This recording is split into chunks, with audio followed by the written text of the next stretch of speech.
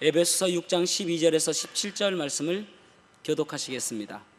우리의 씨름은 혈과 육을 상대하는 것이 아니요 통치자들과 권세들과 이 어둠의 세상 주관자들과 하늘에 있는 악의 영들을 상대함이라. 그러므로 하나님의 전신갑주를 취하라. 이는 악한 날에 너희가 능히 대적하고 모든 일을 행한 후에 서기 위함이라. 그런즉 서서 진리로 너희 허리띠를 띠고 의의 호심경을 붙이고 평안의 복음이 준비한 것으로 신을 신고 모든 것 위에 믿음의 방패를 가지고 이로써 능히 악한 자의 모든 불화살을 소멸하고 구원의 투구와 성령의 검 곧 하나님의 말씀을 가지라. 아멘. 착석하시겠습니다. 요즘에도 그 프로그램을 하는지 잘 모르겠는데요. 예전에는 주일날 한 7시 전후에 보면은 시골을 찾아다니면서 할아버지 할머니들을 인터뷰도 하고 그러면서 또 게임도 하는데 이제 스피드 퀴즈도 하고 이런 프로가 예전에 있었습니다. 한 프로에서 이런 경우가 있었습니다.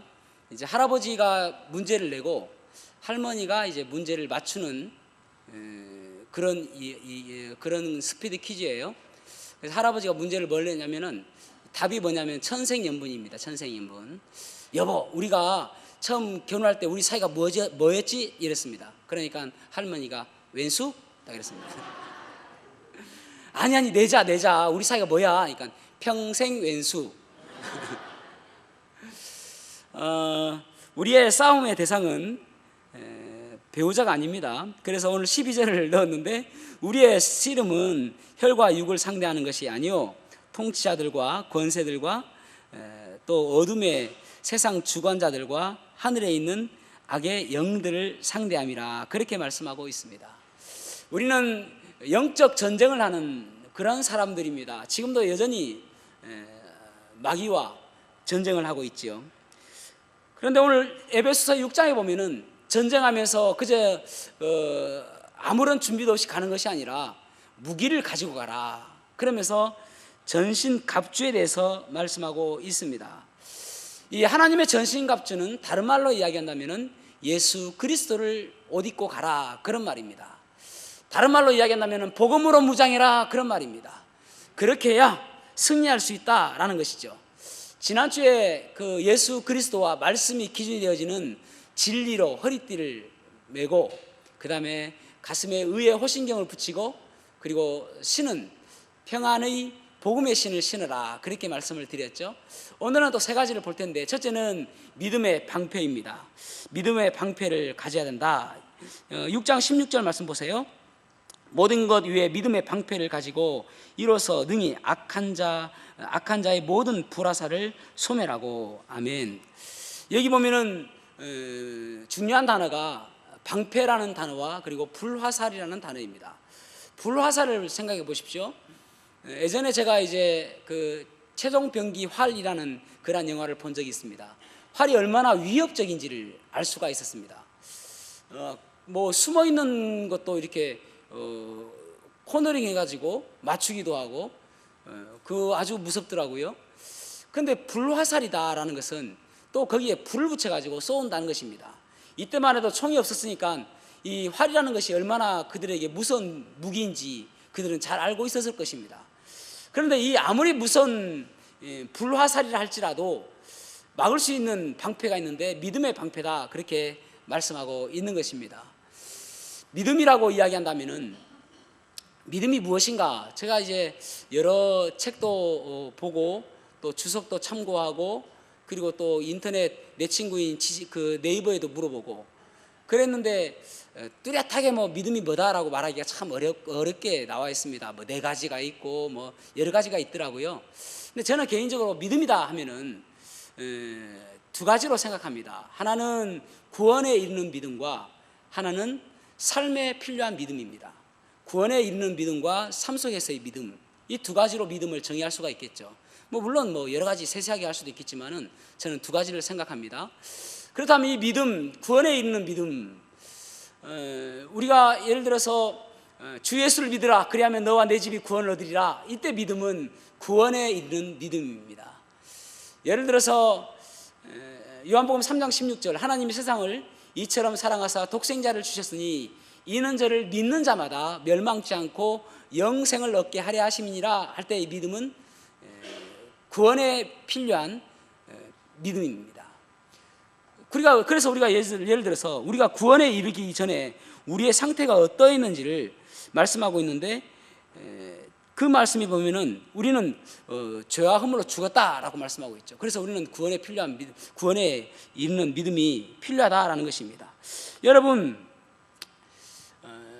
구원에 꼭 필요한 것이 믿음으로 우리는 구원받는데 또 살아가는 것도 믿음으로 우리는 살아가야 됨을 알 수가 있습니다. 순간순간 마귀는 우리에게 불화살을 쏘아서 낙심하게 하고 열등감에 빠지게 하고 자존감을 바닥까지 치게 하는 것이 마귀의 불화살입니다. 그때마다 우리가 믿음으로 방패로 그것을 싸워 이길 때에 비로소 승리할 수가 있는 것입니다. 믿음이라는 이 단어를 피스티스라고 하는 헬라어 단어인데 이 피스티스라는 단어는 이야기하면 충성, 또 신뢰함, 순종 이런 것들을 피스티스라고 이야기합니다. 근데 믿음이라고 하는 라틴어는 뭐를 이야기하냐면은 우리가 이제 신용카드를 갖다가 크레디트 카드라고 이야기하잖아요, 그죠? 크레딧 카드라 할 때에 이 크레딧 신용이라는 뜻을 가지고 있지 않습니까? 이 크레딧의 어원이 되어지는 크레도라는 단어가 라틴어로 믿음이라는 단어입니다. 그런데 이 크레도라는 단어의 원래 의미는 뭐냐면은 심장을 바치다라는 뜻입니다.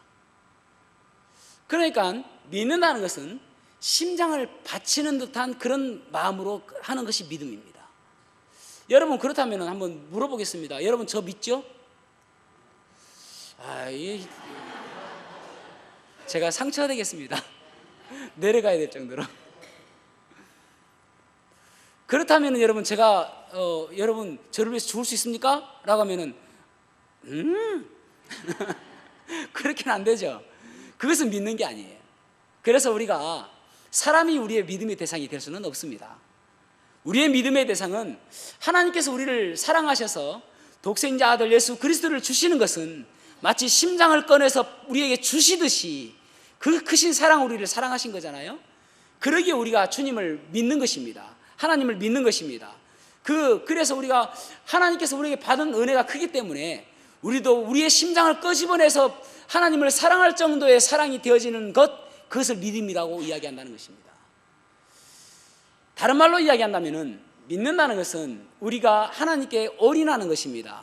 다른 것 생각하지 않고 오직 하나님만을 바라보고 나아가는 것, 그것을 믿음이라고 할 수가 있을 것입니다. 여러분, 그 강력한 믿음으로 나아가는 모습, 창세기 15장에 보면은 아브라함이 하나님께서 오셔서 내가 너의 상급이 되겠다라고 15장 1절에 말씀하십니다. 그러자 아브라함이 이야기하기를, 아니 하나님께서 저에게 아무리 복을 주셔봤자 이 모든 후사는 누구냐면은 나의 늙은 종 엘리에셀입니다 라고 이야기합니다. 그러자 하나님께서 아니다, 너를 통해서 씨를 주겠다, 너를 통해서 분명한 씨를 줄 텐데 그 씨가 너의 후사가 될 것이다 라고 이야기합니다. 그런데 여러분, 이 아브라함이 처음에 의심이 가지 않았겠습니까? 내 아내는 이미 나이가 차서 경수가 끊어졌고 더 이상 아이를 낳을 수 있는 상태가 아닙니다. 그런데 아브라함이 하나님의 말씀을 믿었습니다. 그때 15장 6절에 아브라함에 대해서 이렇게 이야기하십니다. 아브라함이 여호와를 믿으니 여호와께서 이를 그의 의로 여기시고. 아멘. 이 의심이라는 불화살을 쏘았어요. 그래서 너는 도저히 안 된다라고 이야기하는 이 불화살을 믿음의 방패로 막아서 믿었다는 것입니다. 그래서 결국은 믿음의 조상이 되어지게 된 것입니다. 여러분, 사단은 계속 우리를 의심하게 만들고 낙심하게 만들고 좌절하게 만들고 쓰러지게 만듭니다. 그때마다 우리가 그 사단에게 그 공격에 막을 수 있는 것은 무엇인가? 오직 믿음의 방패밖에 없음을 기억하시기를 바랍니다. 그래서 야고보서 4장 7절에 그런즉 너희는 하나님께 복종할지어다 마귀를 대적하라 그리하면 너희를 피하리라. 마귀를 대적해라 라고 말씀하고 있습니다. 두려워하지 말고 믿음의 방패를 가지고 마귀를 대적해라. 그리하면 마귀의 모든 불화살은 그저 소멸되어지고 꺼져버릴 것이다. 그렇게 말씀하고 있는 것입니다. 지용근이라는 분이 계세요. 이분이 중학교 3학년 때 있었던 일인데 선생님의 그 교육 방식은 뭐냐면은 체벌 중심의 교육 방식입니다. 그래서 학생들에게 이야기합니다. 나는 가장 좋은 교육 방식은 체벌이라고 생각한다. 그래서 너희들이 잘못할 때마다 나는 회초리를 들 것이다 라고 이야기합니다. 그러면서 다음 시간까지 숙제가 있는데 레슨 1과를 다 외워오는 것이다. 이렇게 숙제를 내줬습니다. 그리고 첫 시간이 되어져서 지목이 되어진 것이 지용근이라는 학생입니다. 그런데 잘 못해요. 그런데 사실은 이 지용근이라는 학생은 언어 장애를 갖고 있었던 장애인입니다. 언어 장애를 갖고 있으니까 뭐 자기는 다 알고 있어도 못하는 것이죠. 선생님은 그것도 알지 못하고 이 지용근이라는 학생을 얼마나 때렸는지 들어갈 때는 기어서 들어갈 정도로 그렇게 들어갔습니다. 어쨌든 살아가면서 계속 이 언어 장애 때문에 힘들었습니다. 대학교도 언어와 상관없는 그런 곳에 지원해서 대학을 갔고요. 그런데 대학교 와서 후배가 한 명이 이야기를 하기를 뭐라고 이야기하면은 형 성경을 똑바로 이렇게 또렷하게 읽는 습관을 한번 해봐. 그런 이야기를 하는 것입니다. 근데 성경을 읽는데 또렷하게 한자 읽어가는데 산상수원 가면서 마태복음에서 그 죄악에 대해서 이야기할 때에 그 죄악 한 단어 한 단어가 자기에게 이야기하는 말씀인 줄 깨닫게 되어지는 거예요. 그래서 눈물을 얼마나 흘렸는지 그래서 뛰어가서 이제 그 학교에 기도실로 가가지고 기도를 하고 하나님 그 사랑을 깨닫고 예수님을 영접하게 된 것입니다. 그런데 그때부터요 이제 ESF라는 선교 단체 가서 성경 공부를 하는데 그때 발표를 하는데 혀가 굳어있던 혀가 하나씩 풀리는 거예요. 그래가지고 나중에는 전혀 이상이 없는 사람이 됐다니까요.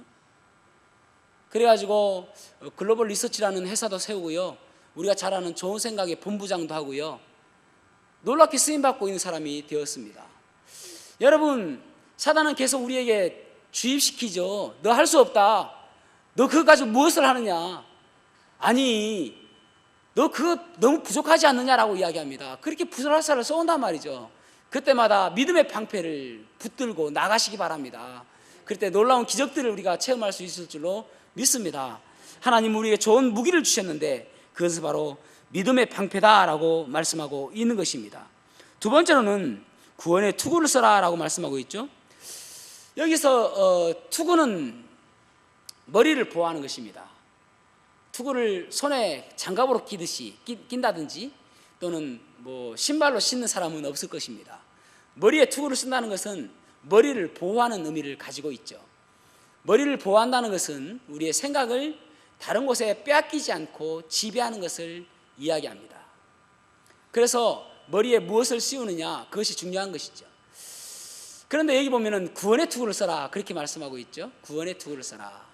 그래서 구원의 투구라는 것은 구원이라는 것은 세 가지로 이야기할 수 있는데 과거적 구원과 현재적 구원과 미래적 구원이요.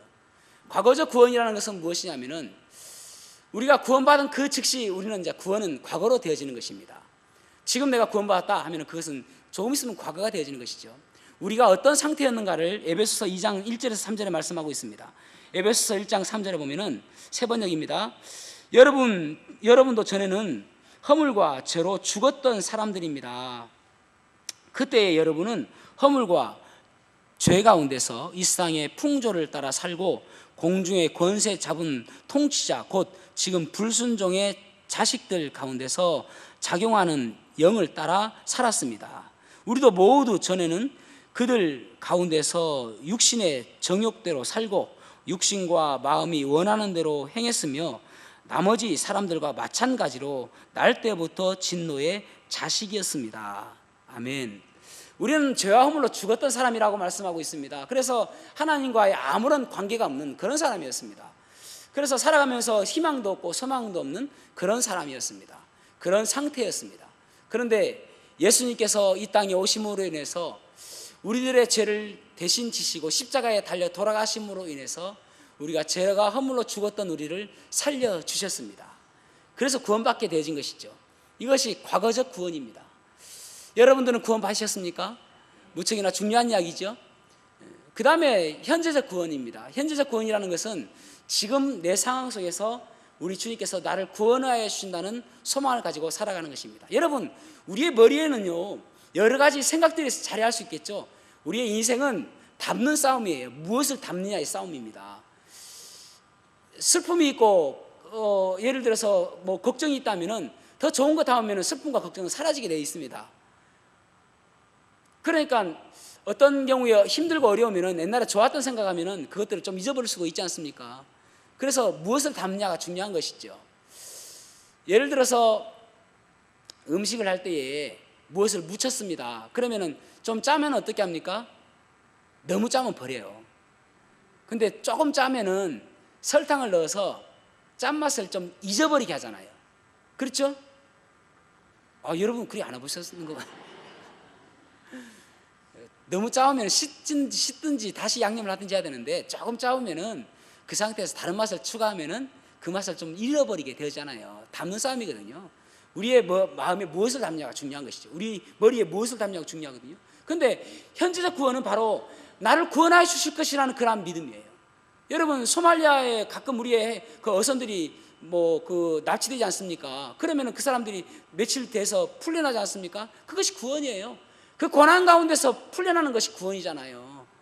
예. 그러니까 어떤 사람들 유람선 타지 않습니까? 유람선 탔을 때에 그 옆에 그 구명보트 있는 거 별로 눈에 들어오지 않습니다. 왜냐하면 유람선이 그들의 목적이거든요. 그러니까 들어오지 않아요. 그런데 그 유람선이 예를 들어서 자초된다든지 때로는 풍랑에 좀 그렇다든지 하면은 그 구명선밖에 바라보지 않게 되는 거예요. 여러분 이 고난의 시기, 이 절망의 시기에 우리가 누구를 바라봐야 될 것인가? 이 현재적으로 나를 구원하실 그 주님 바라보는 거예요. 그러면 소망이 있는 것입니다. 저는 여러분 개인적으로 눈이 잘 보이지 않습니다. 그래서 누구를 인사할 때 저 사람이 누구인지 잘 모릅니다. 여러분 오해하지 마시기 바랍니다. 저는 여러분들이 너무나도 반가워요.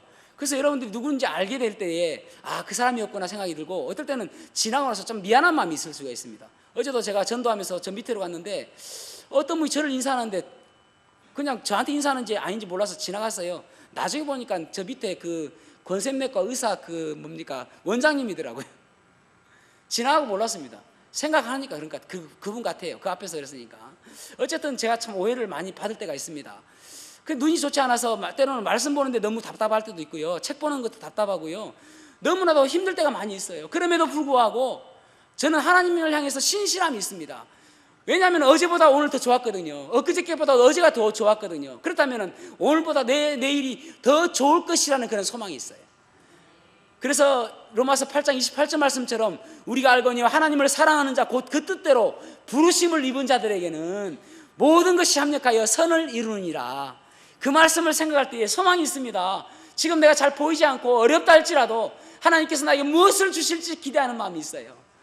그래서 감사함이 있죠. 현재적으로 구원하여 주실 그 역사하실 하나님, 전능하신 하나님, 지금도 방관하지 아니하시고 어떻게 하면 나에게 가장 좋은 것을 주실까 고민하시는 그 하나님 때문에 제가 소망이 있는 거예요. 그것이 바로 현재적으로 나를 구원하여 주실 그 주님입니다. 그래서 이런 찬양이 있잖아요. 왜 나만 겪는 고난이냐고 불평하지 마세요. 고난의 뒤편에 있는 주님이 주실 축복 미리 보면서 감사하세요. 너무 견디기 힘든 지금 이 순간에도 주님이 일하고 계시잖아요. 남들은 지쳐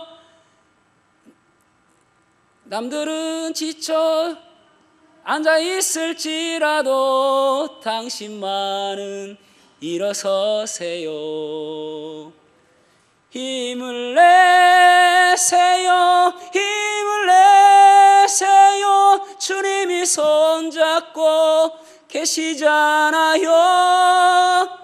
주님이 나와 함께함을 믿는다면 어떤 역경도, 어떤 슬픔도, 어떤 고난도, 어떤 괴로움도 이길 수 있잖아요.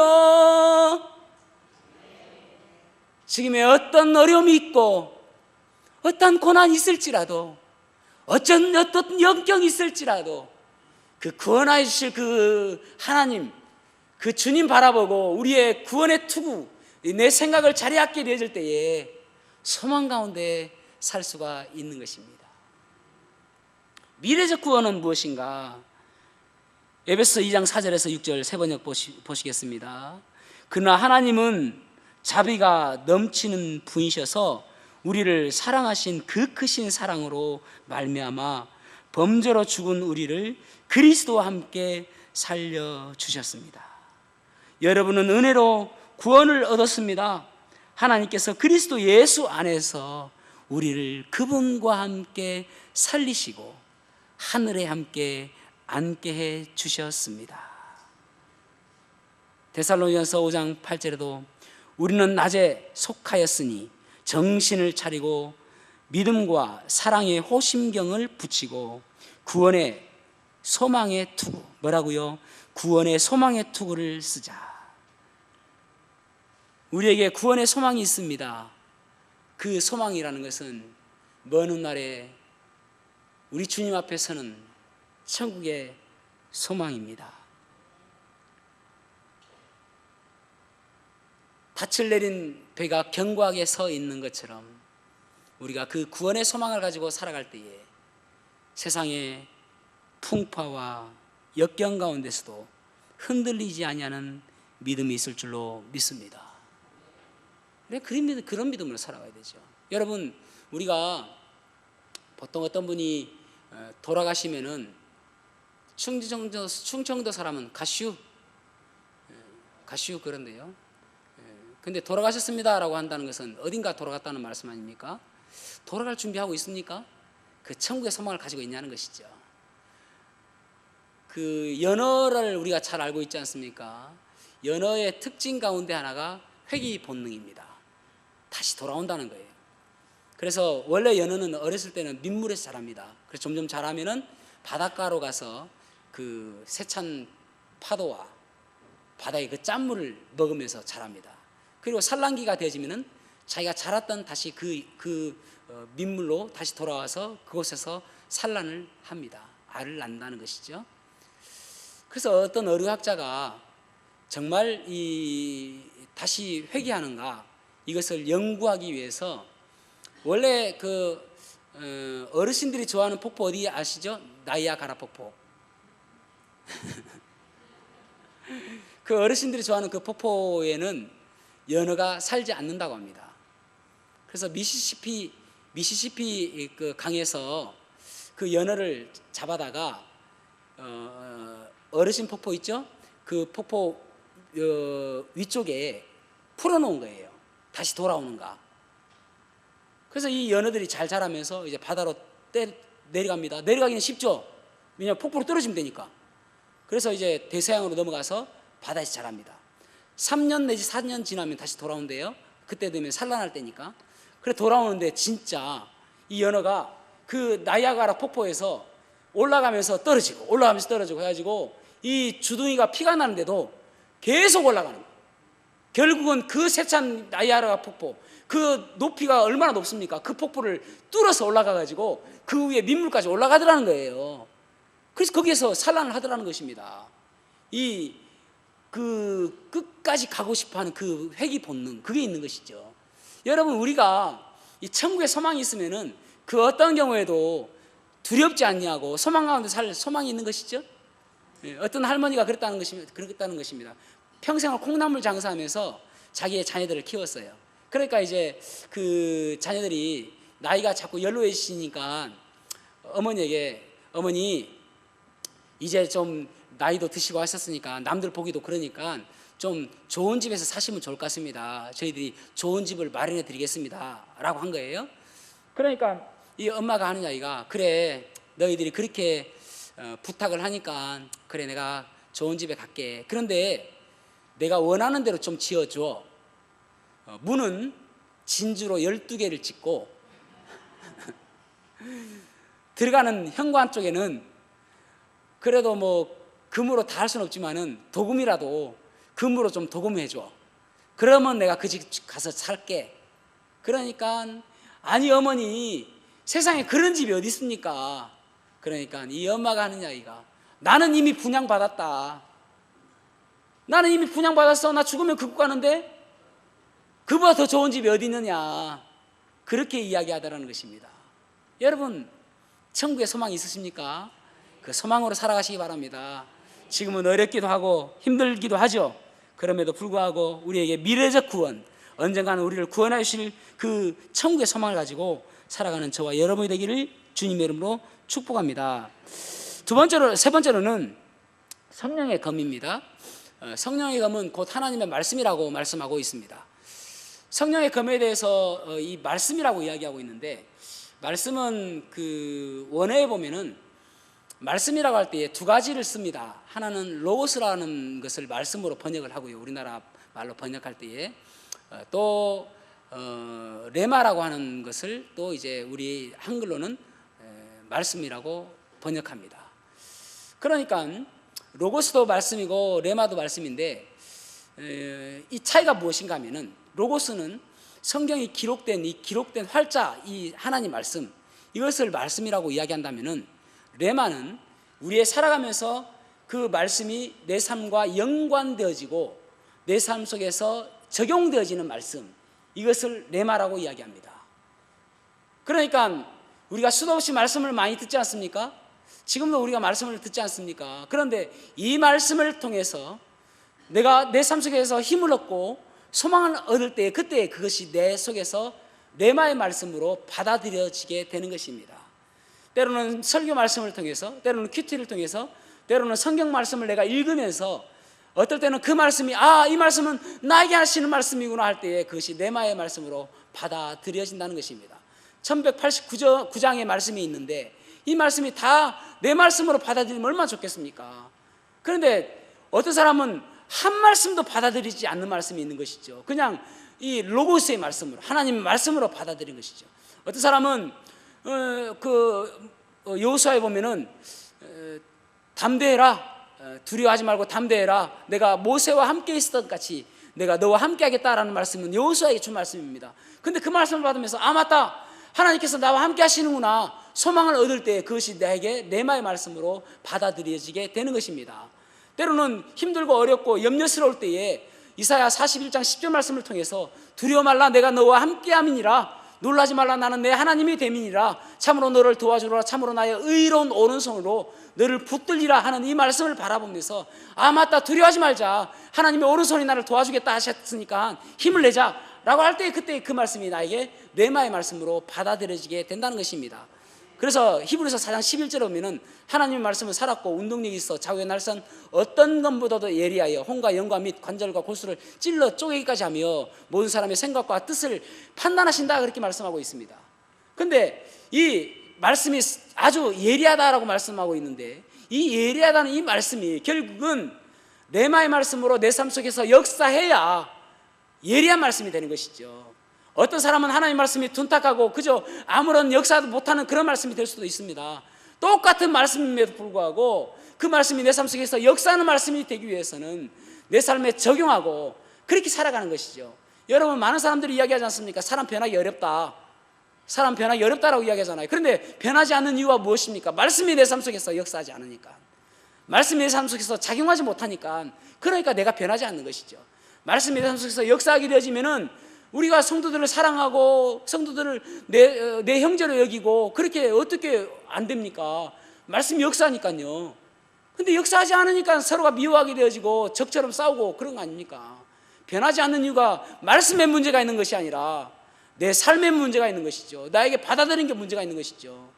어떤 항공사에서 이제 비행을 다 마치고 나오면서 이 스튜디오스가 이제 그 안내 방송을 합니다. 뭐라고 이야기하면은 보청기를 습득했습니다. 보청기를 찾아가세요라고 했습니다.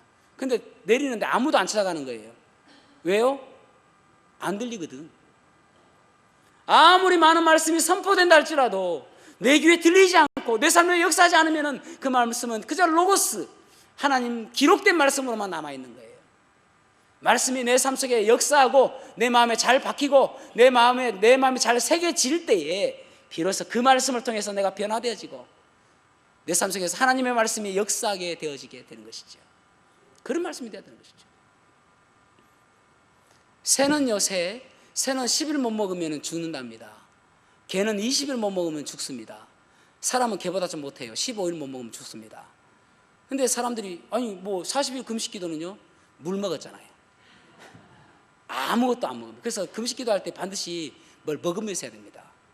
어떤 사람들 호기로 그 금식 기도 한번 해봐야 되겠다 해서 며칠 못 먹어 죽은 사람이 있습니다.